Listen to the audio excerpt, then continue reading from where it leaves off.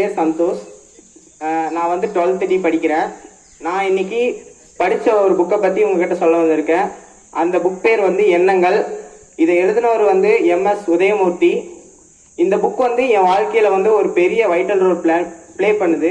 ஏன்னா இந்த புக்கில் இருக்க ஒவ்வொரு வரிகளோ ஒவ்வொரு பக்கங்களோ வெறும் வார்த்தைகளால் இல்லை, அவரோட வாழ்க்கையில், அதாவது இந்த ஆசிரியரோட வாழ்க்கையில் அவர் என்னென்ன அவரோட தாட் வந்து அவரை எப்படி ஒரு நல்ல மனிதனாவோ அவர் வாழ்க்கையில் அவர் எப்படி சக்சஸ் ஆகவோ உதவுச்சுன்னு இந்த புக்கே.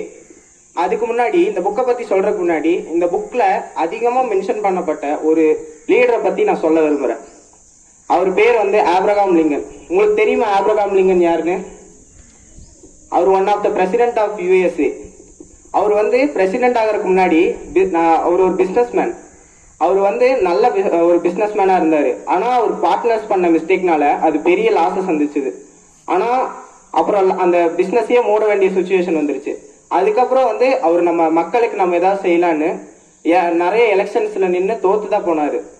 ஆனால் அப்போவும் அவர் விடலை. ஏன்னா அப்போ அவர் சொன்ன ஒரே வார்த்தை, I may fail but I will not give up. இந்த ஒரு வார்த்தை, இந்த குவார்ட்டை தான் அவர் சொன்னார். அதே போல தான் அவர் கடைசியாக பிரசிடென்ட் எலெக்ஷனில் நின்று ஜெயிச்சார். அவரோட தாட் தான் அவரை வளர்த்ததுன்னு எப்போ ஒரு மீட் நடந்தாலும் அவர் சொல்லுவார். அவரோட தாட் தான் அவரை வந்து ஒரு பெரிய மனிதனாக மாற்றுச்சு, ஒரு லீடராக மாற்றுச்சுன்னு சொல்லுவார். நெக்ஸ்ட் வந்து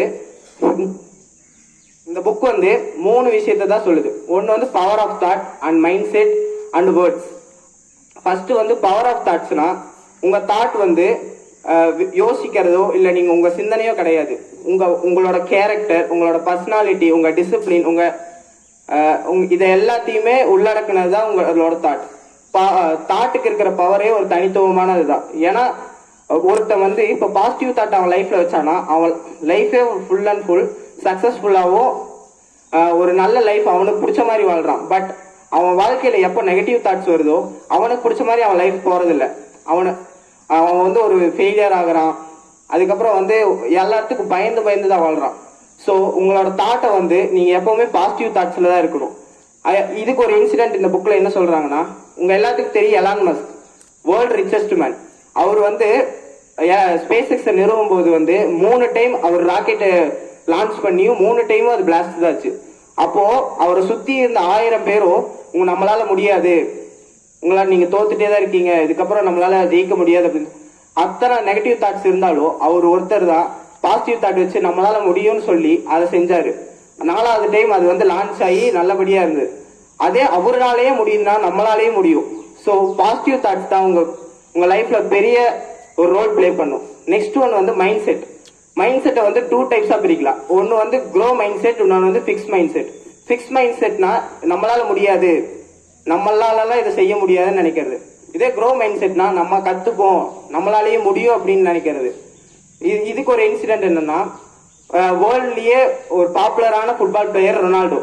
அவர்கிட்ட வந்து நீங்க வந்து ஜெயிச்சுக்கிட்டே இருக்கீங்க, அதுவும் இல்லாம ஒரு சில பிளேயர்ஸ் எல்லாம் இருக்காங்க, சின்ன டீம் கிட்ட நல்லா ஆடுறாங்க, ஆனா பெரிய டீம் கிட்ட போகும்போது சொதப்புறாங்க. அது ஏன் அப்படின்னா, சின்ன டீம் கிட்ட நம்ம ஆடும்போது நம்ம வந்து இந்த டீம் தானே, நம்ம அட்டாக் ஆடுவோம், நிறைய கோல்ஸ் போடுவோம் அப்படின்னு சொல்லி அந்த மைண்ட் செட்ல ஆடுவோம்.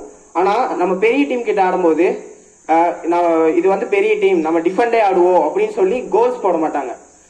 இங்க வந்து பிளேயர்ஸ் ஒண்ணுதான், கேமும் ஒண்ணுதான். ஆனா அங்க வந்து மைண்ட் செட் வந்து அந்த ஒரு பெரிய பிளேயரா இருந்தாலும் அவரோட மைண்ட் செட் வந்து அந்த கேமையே கொலாப்ஸ் பண்ணுது. அவர் என்ன சொல்றாருன்னா, உங்க மைண்ட் செட் எப்போ கரெக்டா இருக்கோ, உங்கள மேல எப்படி உங்களுக்கு நம்பிக்கை இருக்கோ, அப்போ நீங்க அதுல ஜெயிக்கலாம். தேர்ட் ஒன், லாஸ்ட் ஒன் வந்து வேர்ட்ஸ். உங்க வேர்ட்ஸ் தான் உங்க வாழ்க்கையே பிரதிபலிக்குது. அதுக்கு 1914 ஒரு எக்ஸ்பெரிமெண்ட் ஜப்பான்ல கண்டக்ட் பண்ண போடுறாங்க.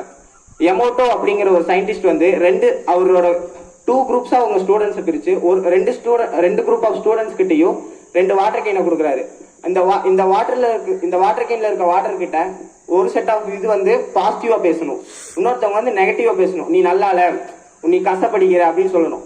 இதெல்லாம் பேசினதுக்கு அப்புறம் அந்த 2 வாட்டர் கேனையும் கொண்டு போய் லேப்ல வச்சு செக் பண்ணும்போது அந்த பாசிட்டிவ் வேர்ட்ஸால ஃபில் பண்ணப்பட்ட இது வாட்டர் வந்து ஸ்வீட்டாவோ, அதை வந்து மைக்ரோஸ்கோபிக் பண்ணி பார்க்கும்போது கிறிஸ்டலாவோ டைமண்டாவோ இருந்திருக்கு.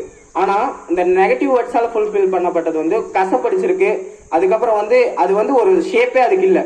ஸோ உங்க வேர்ட்ஸ் தான் உங்க வாழ்க்கையை பிரதிபலிக்குது. இந்த மூணுத்தையும் உங்க லைஃப்ல கடைபிடிங்க, நீங்க நல்லபடியா இருப்பீங்க. தேங்க்யூ.